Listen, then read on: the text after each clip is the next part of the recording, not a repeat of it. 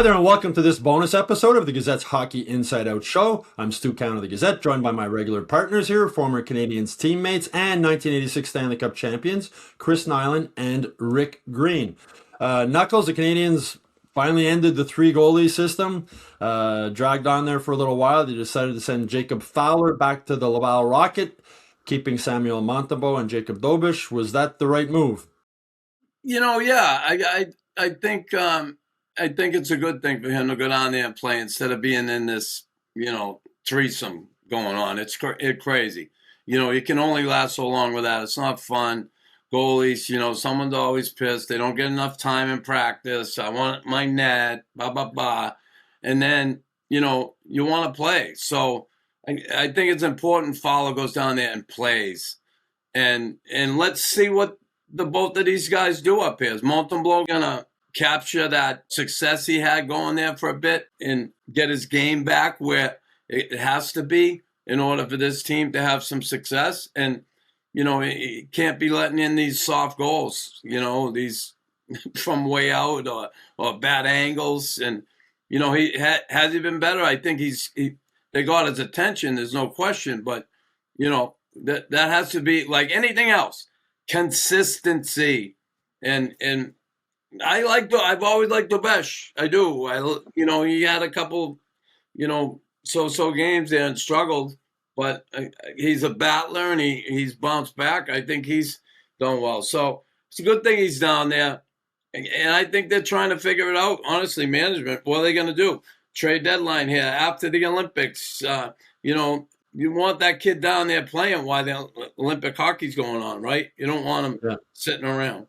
Yeah, Dobes isn't like the textbook goalie, Rick. I mean, he flops around there a lot, but makes saves and he wins. I mean, I know Herb Zurkowski, the Gazette, asked him after his previous game that he won, would you rather be down in Laval playing more games, or are you happy here with the threesome? And he was talking about how he felt like the ground was shaky under him and he never knew what was happening. So I think sending Fowler down probably solidifies the ground under Dobes. But just what did you think when you found out it was Fowler going down?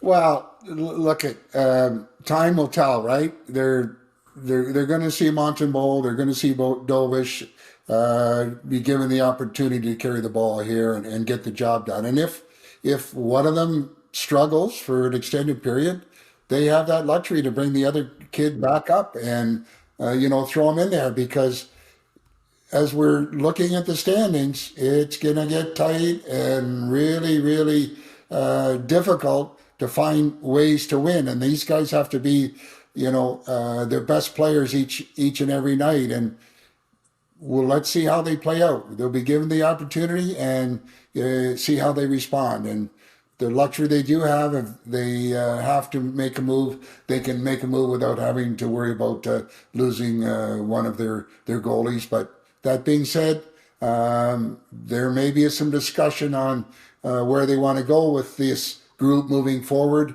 with Montembeault. Is he going to be able to do it? And again, he'll be given the opportunity, and let's see where he goes with it. Yeah, you know what? Listen, too, Edmonton's always looking for a goalie. Yeah, that's true. That's a few teams are. That's one of the reasons that they didn't send Montembeault down to Laval, apart from the conditioning thing, because they knew somebody would claim him on waivers. But Knuckles, one of the things with Montembeault, he seems just when you sort of think he's got it back, he struggles a bit again. And if you're on the bench or on the ice and you have a goalie that you're like, I don't know, what's that like as a player when you don't have that full confidence in the guy behind you? Yeah, I don't want to mention any names, but I know goalies that we've had here that you could tell collectively the group know, oh my God, he's going in. I won't mention any names, Greeny, but I'm sure you know who I'm talking about. And that's not always, that's not a good thing. Not a good thing. But, it can also affect the team in a way. Listen, boys, we got to really, tighten things up here because, so-and-so's in the net. And, there's certain guys you can rely on and some you kind of like, meh. And, that's not a good thing. Well, Fowler, it started off great, Rick. The goalie of the future. He's been dubbed since the Canadiens drafted him. His last couple of games, though, not so great. He had like an .850 save percentage. And I know speaking with Cole Caulfield and some of the other players, they talk about the scouting meeting they have before every game where they're shown the opposition goalie's weaknesses.